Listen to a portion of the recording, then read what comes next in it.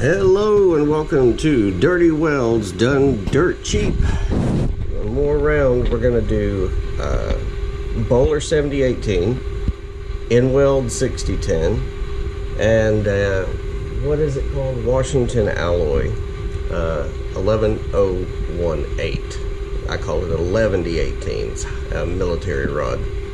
Let me show you what that looks like here. So there's the 1118, as I call it. We're going to be filling up our V here. I love doing these V's. You can get a lot of rod practice in on these. And when you're done filling the V's up, you can flip it over. And when you do, you got a whole nother V to fill up. So these are really nice to do for practice, and they take a lot of heat. They don't warp. They can take whatever you throw at them. So I do a lot of these. So they're real handy for practice, for tying in. You can do tie-ins on these real nicely.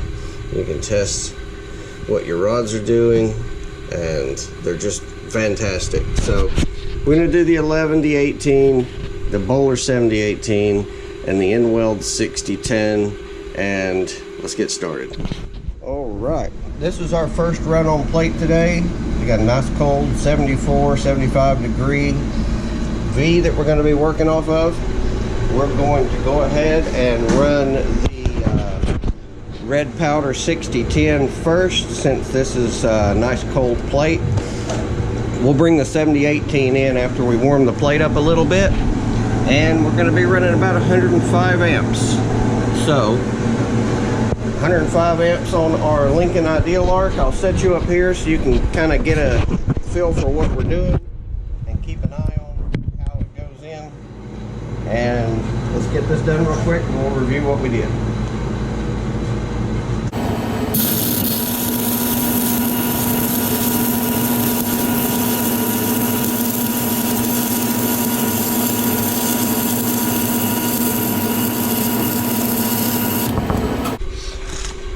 See if we can wipe it off.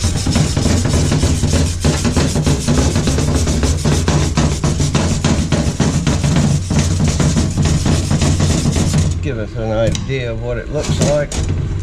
All right, there we go. So that's red powder 6010. I'm going to go down slightly to about 101 amp and see what kind of difference that makes with this red powder 6010. So let's fire it up, go down about 101, and let's do it again.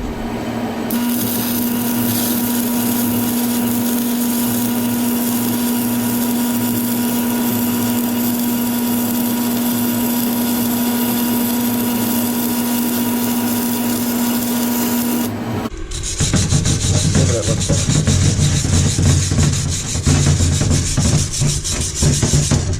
I like that better. I like 101 amps better than 105. All right, round number 2. This is Bohler 1/8 inch 7018. We're going to run it in this groove right here. So we're going to fill up this channel.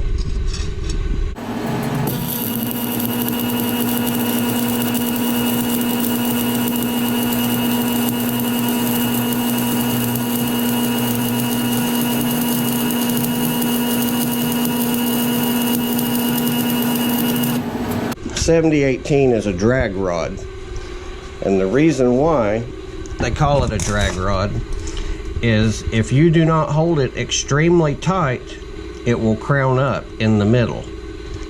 So when you do 7018, make sure you're holding it tight. If you don't hold it tight, it'll get a real high crown on it. So we're going to run another one. Run it again right beside it, tie into it, and probably get into this previous 6013 just a little bit.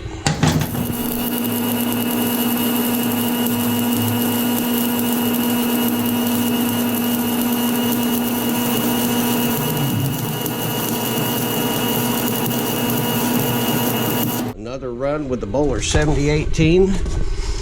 and you can see that it's flicking off its shell there. That's what you want. You want this slag to peel off on 7018, just like that, real nice and easy.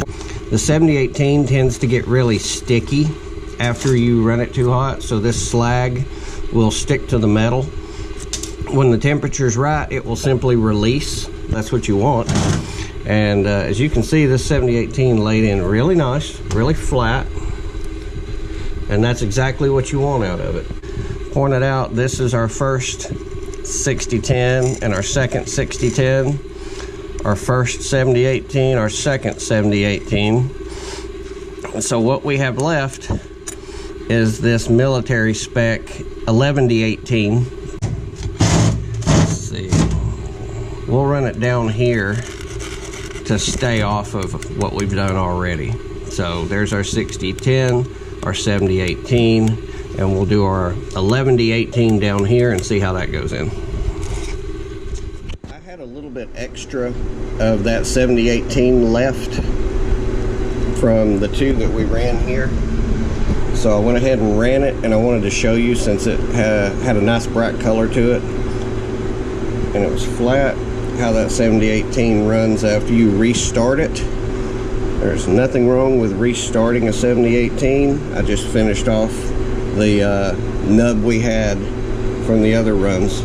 So if you need to restart 7018, don't let nobody tell you that there's a problem. It works fine.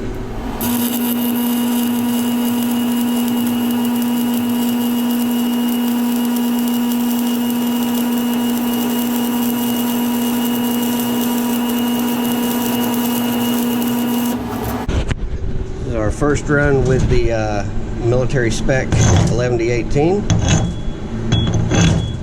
Looks like she done a good job. So just like all the other 7018s, you shouldn't have to work hard to get this stuff to peel off. It should just peel right off. There you go. So looks good. We'll do another run beside that, and then we'll clean it up. So let's see, we'll probably go low, get on this edge, try to overheat this block on the edge and see what happens.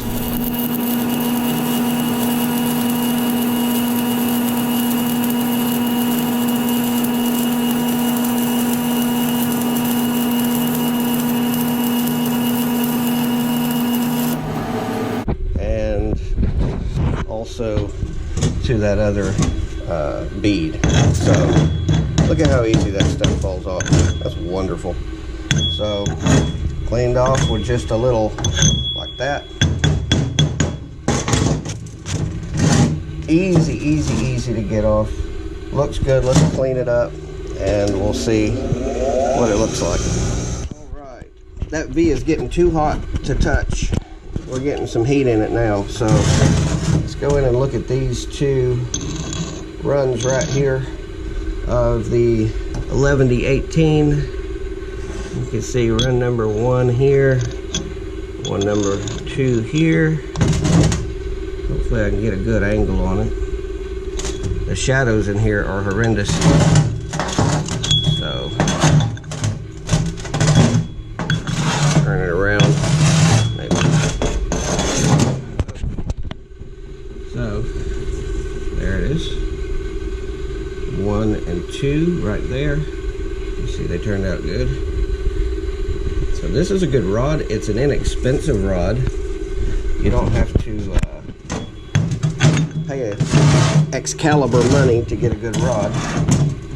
So in review, we've got 6010, 7018, and 1118. All right, we're done. That was fun. So here is the rods we run. This is your Washington alloy. There's a good look at it.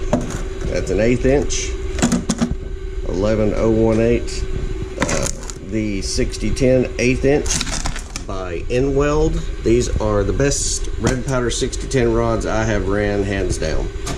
And the Bohler 7018. So here's specs on that, so you can see what those are. And the Bohler 7018 is not a very expensive rod, and it runs really good. It's similar to the Lincoln Excalibur 7018, but there are some minor differences. One of those differences is that the slag on the Excalibur is kind of light and flaky, and the slag on the Bohler is thicker. And as you've seen today, it still slag peels fine. It comes off, but it's a thicker, heavier slag. Some would say that that heavier slag will help out because it will shield your metal as it's cooling down. But most of the time, if you've got it right anyway, 7018 is just going to go ahead and peel right up. So that may or may not be a factor for you.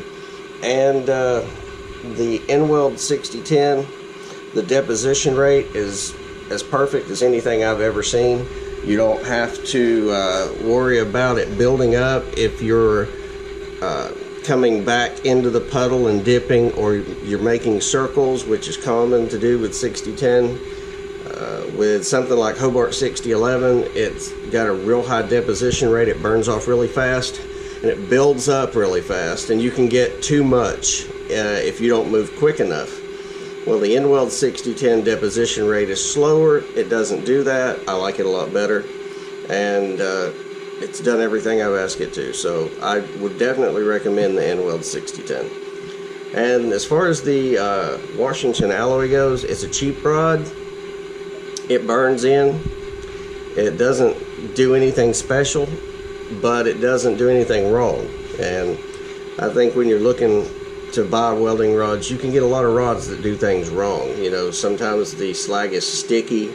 Sometimes the rod has a non-premium flux to it, so it's real hard to get it to burn in without porosity. I think the welding electrodes from Washington Alloy, the 11D18s, do a fine job. I don't know if I'd x-ray with them, but most of you are not doing stuff like that. You've got engineers to figure that out for you. You're watching this because you want to learn about, you know, welding and what rods run the way they run. So hopefully this helped. Ask any questions you need to down below. Thanks.